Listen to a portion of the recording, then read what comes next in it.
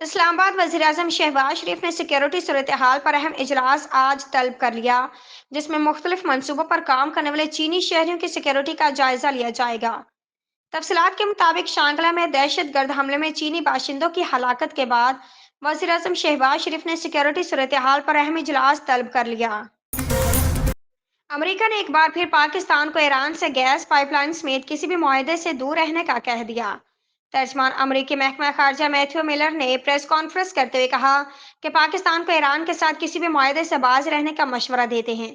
امریکہ پاک Iran gas pipe line منصوبے کے حق میں نہیں ہے اور ایران کے ساتھ کاروبار سے ہماری پابندیوں میں آنے کا خطرہ ہے۔ پاکستان تحریک انصاف کے بانی نے کہا ہے کہ مجھے جیل میں رکھنا ہے تو رکھیں، مگر باقی لوگوں کو رہا کر دیا جائے۔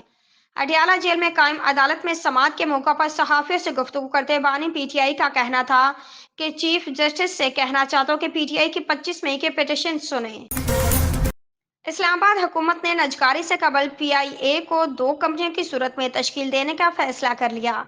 وفاقی حکومت پی آئی اے کے تمام قرضے کلیئر کرے گی۔ تفصیلات کے مطابق حکومت نے پی آئی اے کی نجکاری سے قبل بڑا فیصلہ کر لیا۔ پی آئی اے کی 2 کمپنیاں بنانے کا فیصلہ کیا گیا ہے۔